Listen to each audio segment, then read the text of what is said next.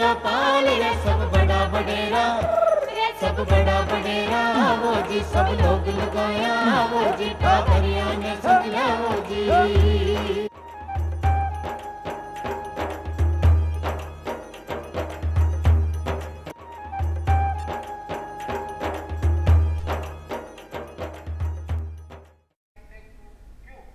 चौपाल देखने वाला सबला दर्शका ने राम राम सा जी आकी थे सब जाना हो कि पोषण माह आपनो चाल रहे है, तो आज को आपनो विचार रखियो है कि सही पोषण देश रोशन। जी हाँ, अगर आपने सही पोषण मिलेगो तो हर व्यक्ति स्वस्थ रहेगो, और अगर हर व्यक्ति स्वस्थ रहेगो तो देश के लिए तो अच्छो ही है। जी हाँ, सही पोषण देश रोशन पर आप चर्चा करने के लिए आमंत्रित किया है डॉक्टर मंजू यादव जी ने, जो कि उप निदेशक हैं महिला एवं बाल विकास विभाग राजस्थान में। मंजू जी, आपको बहुत बहुत स्वागत है चौपाल में। धन्यवाद।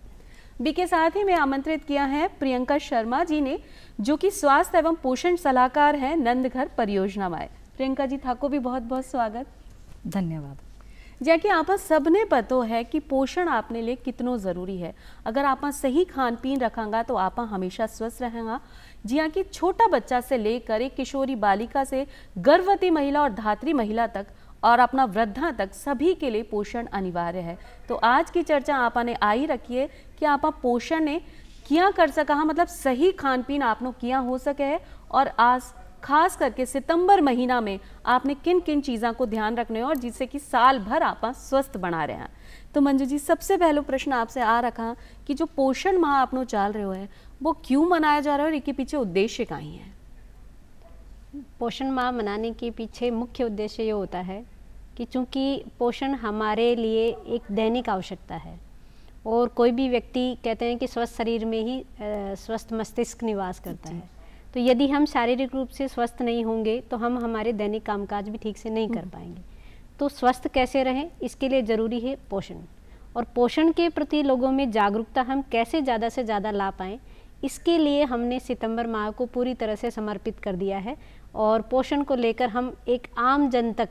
अपनी पहुंच बनाते हैं, जिसको हम जन आंदोलन कहते हैं, कि एक इतना बड़ा आंदोलन हम खड़ा करते हैं हमारी आंगनवाड़ी कार्यकर्ताओं के माध्यम से, हमारे फील्ड फंक्शनरीज के माध्यम से, कि जन जन तक एक ही बात पहुंचे कि आपको अपने पोषण का ध्यान रखना है। मंजू जी, एक बात आवे कि जी आपने बोला कि आप चुनिया है सितंबर महीना ने जी, तो खास करके सितंबर महीना ने क्यों? क्योंकि स्वास्थ्य तो आपने लिए पूरा साल भर जरूरी है, मतलब जीवन यापन के लिए स्वस्थ रहना जरूरी है। तो सारा महीना में छोड़कर सितंबर ने आपने क्यों चुनियो?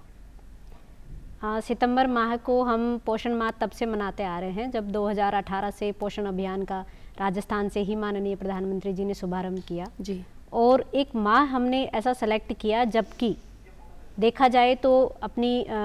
फसलों की कटाई से भी आमजन लगभग फ्री होते हैं। साथ ही साथ ये एक ऐसा मौसम होता है जिस समय हम वर्षा ऋतु के जाने की स्थिति होती है और शीत ऋतु के आने की स्थिति होती है। तो ऐसी स्थिति में जो बीमारियों के संक्रमण फैलने का डर रहता है, तो उसमें हम कैसे लोगों को जागरूक करें कि वो अपने खान पान में क्या बदलाव लाएं कि वे स्वस्थ रह सकें।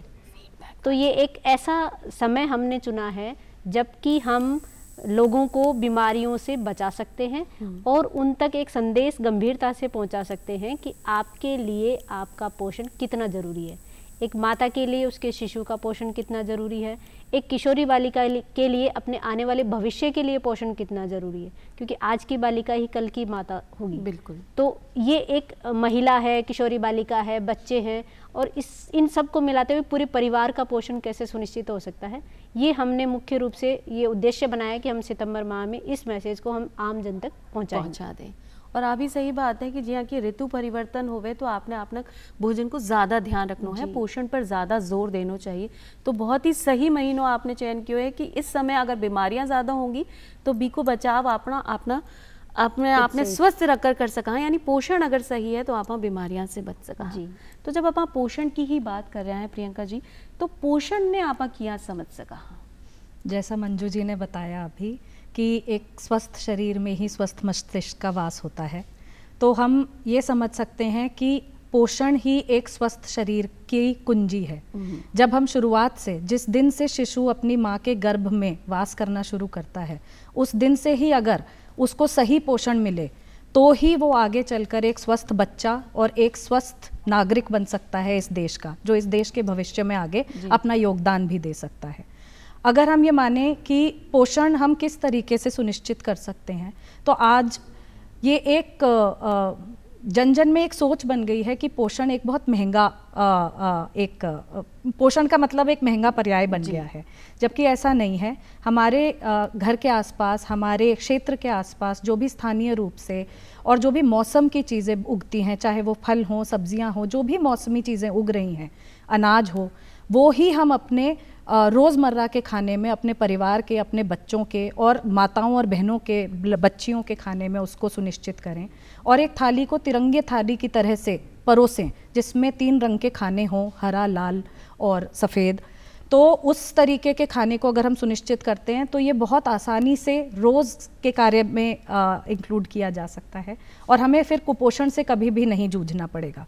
और सरकार अपनी तरफ से बहुत कोशिश कर रही है, पर एक तरीके से जैसा मंजू जी ने भी कहा कि जन आंदोलन का रूप इसको लेना है और लोगों तक ये जानकारी पहुंचानी है कि कैसे सरकार के साथ में जुड़कर हम भी पोषण अभियान को और ज़्यादा से ज़्यादा संबल दें और ज़्यादा से ज़्यादा उसको बढ़ावा दें और अपने बच्चों का और अपने देश का आगे का भविष्य रोशन करें, क्योंकि देश अपना जो टाबर है वो ही अपने देश को भविष्य है। अगर आप शुरुआती दौर में ही भी को ध्यान रखांगा तो हर व्यक्ति स्वस्थ हो तो चले जाएगा। एक समय ऐसा आएगा कि अपना देश में कोई बीमारी ही नहीं होगी। सिर्फ और सिर्फ तब हो सके है जब आप अपना पोषण पर सही तरीका से ध्यान दे लिया। हर बार एक नया विषय ने आप चुनकर ले आया है, जैसे कि हर साल आप एक थीम का रूप में रखा है कि इस बार ई पे ज़्यादा ध्यान दिया जाएगा। तो 2024 में किन किन चीज़ों पर विशेष रूप से ध्यान दिया जा रहा है?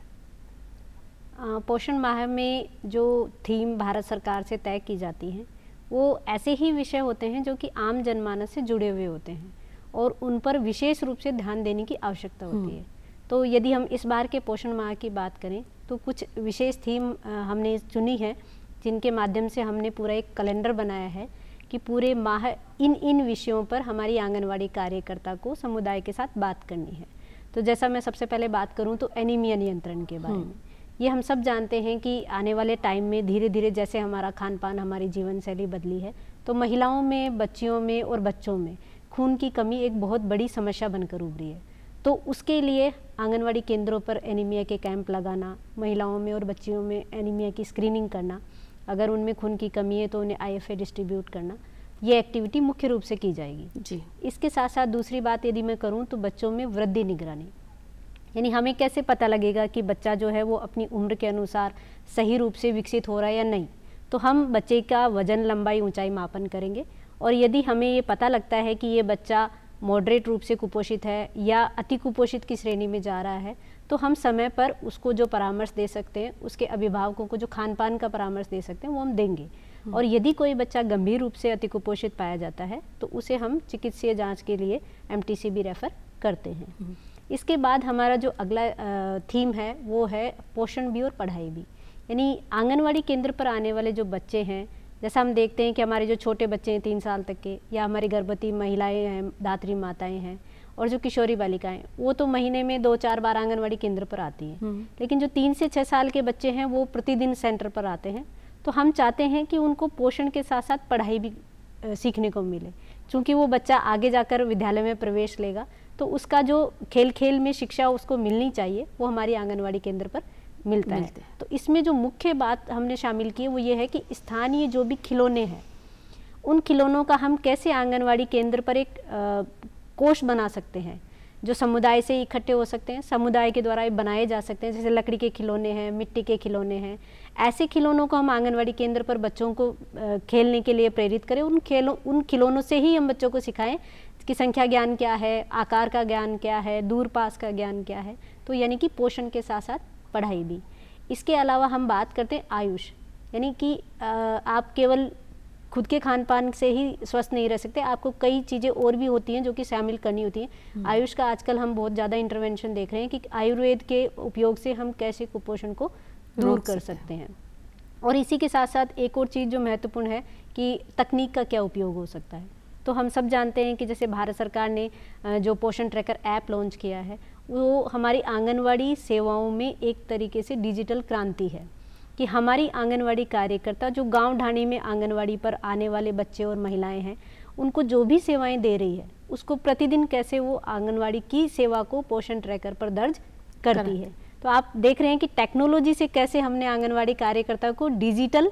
ट्रेनर बना दिया। और जब हम आंगनवाड़ी कार्यकर्ताओं को इसकी ट्रेनिंग देने की बात करते हैं तो हम भी उनके लिए इसी तरह के डिजिटल टूल प्रयोग करते हैं, जैसे छोटे छोटे उनके लिए वीडियो बनाते हैं, छोटे कैप्सूल्स में उनको छोटे छोटे मैसेज सिखाने की कोशिश करते हैं। तो टेक्नोलॉजी से कैसे हम ज्ञान को आगे तक ले जा सकते हैं और कैसे हम उसकी रिपोर्टिंग प्राप्त कर सकते हैं। और सबसे बड़ी बात है कि हम जिस परिवेश में रहते हैं उसके प्रति हमारी संवेदनशीलता कितनी है, यानी पर्यावरण के प्रति हम कितना जागरूक हैं। तो हम बच्चों को सिखाएं कि आप बचपन से ही पौधे लगाना सीखें और न केवल लगाएं अपितु उनको संरक्षित भी करें। और साथ ही साथ आंगनवाड़ी कार्यकर्ताओं को भी हम प्रेरित करते हैं कि वो अपने आंगनवाड़ी क्षेत्र में पोषण वाटिका लगाएं। साथ ही जो हमारे समुदाय के लाभार्थी हैं वो अपने घरों पर भी पोषण वाटिका लगाएं और जल संरक्षण करें, वृक्षारोपण करें। ये सारे ऐसे मैसेज हैं जो आने वाले समय में हमारी जलवायु को बचाने में बेहतर कारगर सिद्ध होंगे। तो इनको हम आज ही से हमारी भावी पीढ़ी को एक संदेश के रूप में देना चाहते हैं और आम जनता को पोषण माह के दौरान हम इसको प्रसारित करना चाहते हैं। बहुत ही सही है कि बहुत सारा जो आपने विषय चुनिया है वो बिल्कुल सटीक है कि पोषण में इनको बहुत महत्व है। चाहे महिलाओं में खून की कमी हो रही है तो खून की कमी को कारण का ही है, वो भी पोषण से ही संबंधित है कि अगर आपने पोषण सही नहीं है तो महिलाओं में खून की कमी हो सके। अब जहाँ की प्रियंका जी थे सलाहकार हो, लोगों ने समझाओ भी हो, तो आपने कहीं लगे हैं कि कहीं कारण है कि किशोरी बालिका में या फिर गर्भवती में या फिर धात्री में अचानक से खून की कमी हो जावे, तो कहीं एक मुख्य कारण है और बिना आप दूर क्या कर सका? देखिए, कुछ मुख्य कारण हैं जो कि हमारी सबकी जानकारी में हैं और जो विभिन्न सर्वे जैसे NFHS सर्वे जो होता है, नेशनल फैमिली हेल्थ सर्वे, उसके भी आंकड़े हमें बताते हैं कि बच्चों में और महिलाओं में बहुत व्यापक स्तर पे अनीमिया पाया जाता है। उसके कुछ कारण ये हैं, एक तो महिलाएं अपने खुद के खान पान का बहुत कम ध्यान रखती हैं, उनके ऊपर जो बच्चों के पालन पोषण की और घर की भी जिम्मेदारी ज़्यादा होती है। और पोषण का जो सही तरीका है कि आप हरी जो सब्जियां हैं, हरी पत्तेदार सब्जियां हैं, आप उसका सेवन अच्छे से करें, अपने खान पान में उसको इंक्लूड करें, तो वो थोड़ा सा कम पाया जाता है। दूसरी चीज़ ये है कि हमारे यहाँ पर कुपोषण का एक चक्र स्थापित हो गया है और उस चक्र से निकलने के लिए ही जो सरकार के माध्यम से जो विभिन्न प्रयास किए जा रहे हैं, चाहे वो IFA टैबलेट्स हों बड़े लोगों के लिए या बच्चों को जो आयरन के सिरप दिए जा रहे हैं, उसी कुचक्र को तोड़ने की एक कोशिश है। पर साथ ही साथ उसके लिए महिलाओं को और पुरुषों को भी, क्योंकि घर में जो सब्जी खरीद के लाते हैं, जो फल खरीद के लाते हैं, जो पैसा खर्च करते हैं, वो पुरुष करते हैं। तो पुरुषों को भी इस पूरे जन आंदोलन के साथ में जुड़ना होगा कि कैसे पूरे परिवार का पोषण, चाहे वो महिलाएं हों, बच्चे हों, परिवार हो, वो सभी की एक सामूहिक जिम्मेदारी है। और उसके बारे में जैसा मंजू जी बता रहे थे कि जो विभिन्न कैप्सूल्स हैं जिनके माध्यम से आंगनबाड़ी कार्यकर्ताओं को काउंसलिंग और उनको उसके बारे में जानकारी दी जा रही है ताकि वो जानकारी आगे तक प्रसारित करें, उसके माध्यम से क्या खाना चाहिए, कितना खाना चाहिए, कब कब खाना चाहिए, बच्चे को कितने अंतराल पे खिलाना चाहिए, वो सब जानकारी दी जा रही है ताकि हम किसी तरीके से इस अनीमिया के कुचक्र को तोड़ें। और अनीमिया से परेशानी ये होती है कि जब खून की कमी होती है तो आप चाहे कुछ भी खाएं, उसका जो फ़ायदा है शरीर को, अब्जॉर्प्शन जो होना चाहिए उन विभिन्न पोषण तत्वों का, वो हमारे शरीर को नहीं हो पाता है। तो कहीं ना कहीं आप कितना भी अच्छे से खाएं, उसका जब तक आपके शरीर को खून की कमी की वजह से फ़ायदा ही नहीं हो पा रहा है तो सब कुछ फिर धरातल पे वापस आ जाता है। इसीलिए अनीमिया महिलाओं में ज़्यादा इसीलिए ही है क्योंकि वो बहुत ज़्यादा अपने खान पान पे ध्यान नहीं रख पाते हैं और वो एक कुचक्र के माध्यम से वो अनीमिया ज़्यादा से ज़्यादा। पर सरकार के बहुत अच्छे कार्यक्रम चल रहे हैं और साथ ही जो विभिन्न स्वयंसेवी संस्थाएं हैं, CSR फाउंडेशंस हैं, विभिन्न परियोजनाओं के माध्यम से सरकार के साथ में हाथ से हाथ मिलाकर चल रहे हैं ताकि जिस जिस क्षेत्र में वो कार्यरत हैं उन क्षेत्रों में उस प्रोग्राम को, उस कार्यक्रम को और सुदृढ़ बनाएं और उसमें हाथ से हाथ मिलाकर उसको और संवर्धन। मतलब आमजन की पूरी अगर भागीदारी होगी तो जो आप माह मना रहे हैं पोषण माह के रूप में, वो सफल रूप से काम कर पाएगा, क्योंकि आपनो उद्देश्य आई है कि कोई भी व्यक्ति में खून की कमी नहीं रहनी चाहिए, बी की बढ़त सही तरीके से होनी चाहिए, अपना जो छोटा टाबर है बी को लालन पोषण सही हो, बीने के पोषण के साथ साथ पढ़ाई पर भी जोर दिया जा रहा है, यानी संपूर्ण तरीका से बी का व्यक्तिगत विकास पर आप बात कर रहे हैं। जी कि बढ़त की बात हुई, अगर खून की कमी है तो एक टाबर की वृद्धि भी पूर्ण रूप से नहीं हो, तो एक निगरानी में आप किया ध्यान रखा। अगर ज़्यादा मोटो बच्चों है तो भी परेशानी है और बहुत ज़्यादा ही कुपोषित है तो भी परेशानी है। बिल्कुल सही कहा आपने कि अल्प वजन ही समस्या नहीं है, अति वजन की समस्या है। और आजकल तो हम देखते हैं कि जिस तरह से हमारी जीवन शैली बदल रही है, तो अल्प वजन के बजाय अति वजन ज़्यादा समस्या हो रही है। क्योंकि आप शहरी क्षेत्रों में यदि ज़्यादा देखेंगे तो जो फिजिकल एक्सरसाइज बच्चों की होनी चाहिए, शारीरिक गतिविधियां कम होती हैं, और इंडोर एक्टिविटी यानी घर में बैठे रहना या स्कूल में भी लंबे समय तक बैठे रहना, तो उन सारी गतिविधियों से और शारीरिक खेलकूद वाली गतिविधियां नहीं होने से उनमें अति वजन यानी कि उम्र के हिसाब से अत्यधिक वजन वाली समस्याएं बढ़कर आ रही हैं। तो ये एक ऐसी समस्या है जिसे समुदाय के साथ मिलकर ही हम निपट सकते हैं। छोटे छोटे परामर्श सत्र हमारी आंगनवाड़ी कार्यकर्ताएं करती हैं, जिसमें जब समुदाय के साथ वह गृह भेंट पर जाती है, तो जब बच्चे का हमें पता है कि वह बच्चा अपनी उम्र के हिसाब से या तो कम वजन में है या अधिक वजन में है, तो वो माता पिता को उसी के अनुसार काउंसिल करती है कि आपको अपने बच्चे को किस तरह से पोषण देना है। बाहरी जो हमारे खाद्य पदार्थ हैं, डिब्बाबंद पदार्थ हैं या बाजार की जो चीज़ें हैं, वो बच्चे को ना देकर जो पौष्टिक चीज़ें हो सकती हैं, जैसे हरी सब्जियां हैं या जो हमारे पारंपरिक खाद्य पदार्थ हैं, मोटे अनाज हैं, ये सब हमारी डाइट में हम शामिल करें। अब आप देखेंगे कि हमारे जो ग्रामीण परिवेश में है, तो माताएं काम की व्यस्तता कह लीजिए या कोई और कारण हो सकता है कि जो कुरकुरे हैं, चिप्स है, ये चीज़ें बहुत आसानी से उपलब्ध हैं। अब कोई भी अभिभावक अपने बच्चे को केला खिलाना पसंद नहीं करता, परंतु उसके स्थान पर उसको 5 रुपये पकड़ा दिए जाते हैं या 10 रुपये पकड़ा दिए जाते हैं, तो बच्चा बाहर का जो पैक्ड फूड है वो लेकर आराम से खा लेता है। लेकिन इसके पीछे उस बच्चे के पोषण को कितना नुकसान हो रहा है, ये माता पिता को अवश्य सोचना चाहिए कि यदि आप अपने बच्चे पर पैसा खर्च कर सकते हैं तो वो ऐसी चीज़ों पर खर्च करें जो उसके पोषण के लिए भी फायदेमंद हो। तो ये जागरूकता लाना एक बहुत बड़ी चुनौती है, और हमारी आंगनवाड़ी कार्यकर्ताएं जैसे नियमित रूप से समुदाय के साथ जुड़ी रहती हैं, तो बहुत बदलाव भी आया है। और निश्चित रूप से पोषण माह जैसे इवेंट जब होते हैं तो बदलाव आता भी है। तो मतलब आपनो उद्देश्य सिर्फ पेट भरनो नहीं है कि मतलब कुछ भी खाकर आप आपनो पेट भर लिया, वो ज़रूरी नहीं है, लेकिन आपने शरीर ने सही पोषण मिलना चाहिए, वो सबसे ज़्यादा ज़रूरी है। और ई के लिए जागरूकता अभियान अभी चाल ही रहे। जी हाँ, क्या आपने बात करा कि एक छोटा टाबर ने स्तनपान कराना बहुत ज़्यादा ज़रूरी है, तो अपन शुरुआती दौर से करावा, कम से कम 6 महीना तक, नहीं तो साल भर 1.5 साल तक आपने कराना चाहिए। लेकिन 6 महीना के बाद जब अपन टापर ने ऊपरी आहार देना शुरू करा, तो 20 समय आपने किन की चीज़ों को ध्यान रखना चाहिए और की तरह को आहार आप अपना शिशु ने दे सका? पूजा जी, मैं चूँकि हमारा जो समुदाय इससे जुड़ा हुआ है, मैं उनसे रिक्वेस्ट भी करूँगी कि 6 महीने तक बच्चे को केवल और केवल अपना स्तनपान ही माँ को कराना चाहिए। और हम कई बार सोचते हैं कि बच्चे को प्यास लगी होगी तो उसे पानी पिला दिया जाए, लेकिन माँ के दूध में ही पर्याप्त पानी भी होता है, यानी उसके पोषण के लिए जो संपूर्ण आहार है ना, वो है माँ का दूध।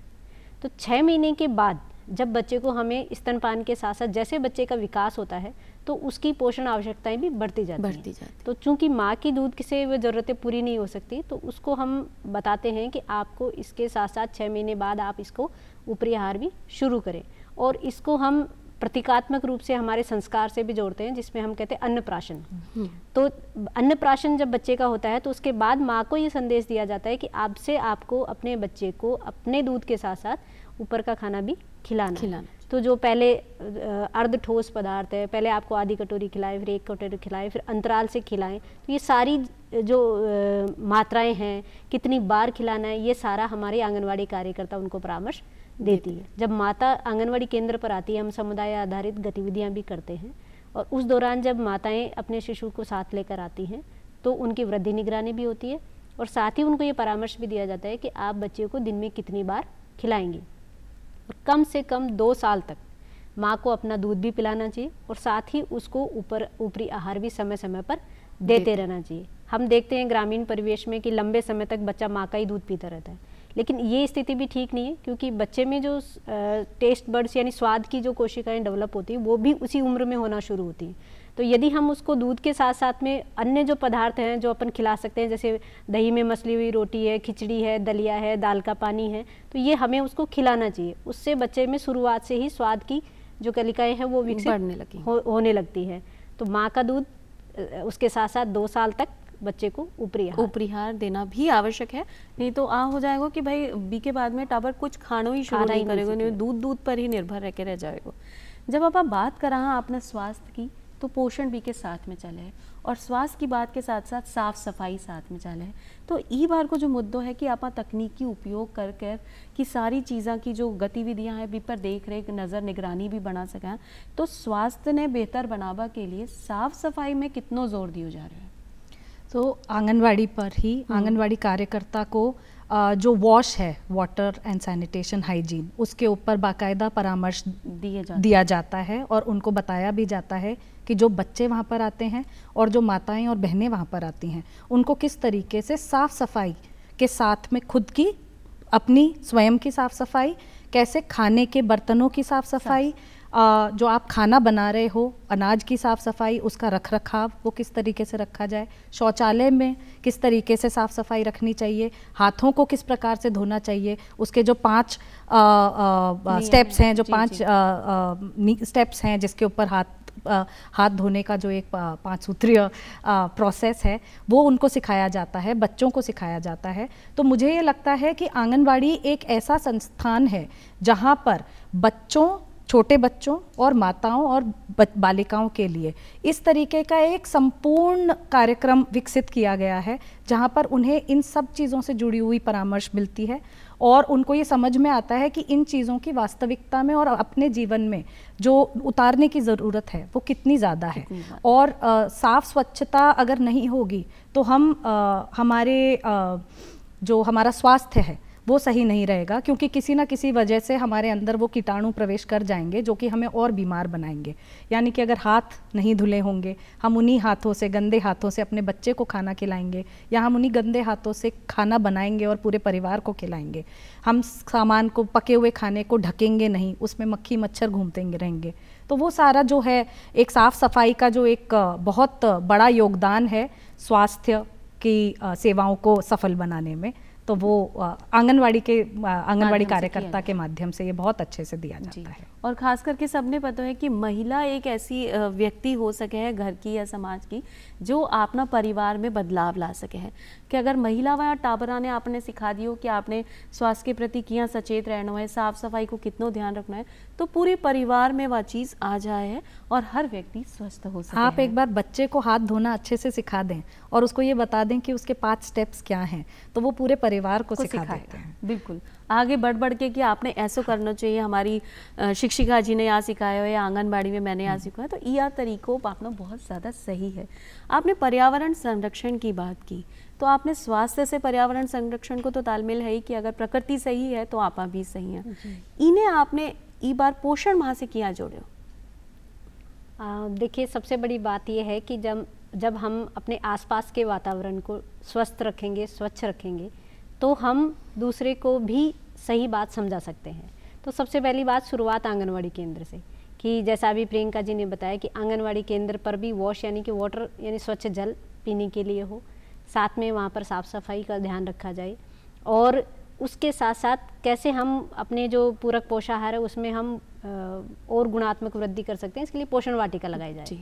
तो जब ऐसी महिलाएं, ऐसे बच्चे जो हमारी आंगनवाड़ी केंद्र पर आ रहे हैं, उनको हम ये चीज़ें सिखाएं कि स्वच्छता भी आपके जीवन के लिए ज़रूरी है और साथ में पर्यावरण भी ज़रूरी है। तो ये ऐसे विषय हैं जिन पर आम जन को जागरूक किया जाना ज़रूरी है। तो पोषण माह, इसीलिए हमने ये थीम भी पोषण माह में सेलेक्ट की कि पोषण की बात तो हो रही है, लेकिन पोषण को प्रभावित करने वाले जो तत्व हैं उन पर भी बात होना जरूरी है। क्योंकि आप देखेंगे, देखिए बारिश के मौसम में बच्चों में डायरिया की समस्याएं बहुत ज़्यादा बढ़ जाती हैं। तो अगर साफ़ सफाई के लिए हम अवेयर नहीं करेंगे तो ये लगातार जैसे ही डायरिया बढ़ता है तो बच्चे में कुपोषण के लक्षण उभरने लगते हैं। शरीर में पानी की कमी होना, तो कैसे उन्हें ORS दिया जाना है, कैसे उन्हें दस्त का प्रबंधन करना है, ये सारे विषय ऐसे होते हैं जिन्हें हम समय समय पर हमारी आंगनवाड़ी कार्यकर्ता को प्रशिक्षित करते हैं और वो गृह भेंट के दौरान या सेंटर पर जब बेनिफिशियरी आते हैं तो उनको इन विषयों पर जागरूक करती है। तो दोनों चीज़ें आपस में जुड़ी हुई हैं कि पर्यावरण जब स्वच्छ है, स्वस्थ है, हमारा लाभार्थी हमारे जो संदेश आंगनवाड़ी केंद्र से जा रहे हैं उनको ग्रहण कर रहा है, तो निश्चित रूप से बदलाव आता है। जैसा अभी इन्होंने बताया कि अगर हम बच्चे को अच्छी आदतें सिखाएंगे तो वो अपने परिवार को सिखाएगा, जब हम उस परिवार की महिला को सिखाएंगे तो वो अपने परिवार में जो भी बड़ी बुजुर्ग हैं उनको भी उन चीज़ों के बारे में प्रसारित करेगा। तो ये सारा एक मिला जुला समाज का बदलाव हमें दिखाई देता है जब पुरुष भी उतना ही बढ़ चढ़ कर अपनी गर्भवती स्त्री के पोषण के बारे में जागरूक होते हैं, अपने बच्चों की वृद्धि निगरानी के बारे में जागरूक होते हैं। तो ये निश्चित रूप से एक बदलाव का संकेत है। और जी हाँ कि सरकार की तरफ से तो बहुत सारा प्रयास हो रहा है और महिला एवं बाल विकास की तरफ से भी प्रयास हो रहा है। तो कमी सिर्फ आ है कि एक आम जन की भागीदारी में ज़रूर है कि आप पोषण माह तो मना रहे हैं, लेकिन यह अक्काई हैं और इन्हें आप किया समझ सका और आपने जीवन में पोषण को के महत्व है वो जानकर अपनी थाली में तिरंगा भोजन ने शामिल कर लिया तो आप सभी स्वस्थ रह सका। मंजू जी थे आया और प्रियंका जी थाने था दोनों ने मैं आज में बहुत बहुत धन्यवाद देना चाहूँ कि इतनी चौखी जानकारी अपना पोषण माह के जरिए आज अपना दर्शकों तक पहुँची। फिर मिलांगा एक नई जानकारी के साथ, तब तक के लिए राम राम सा।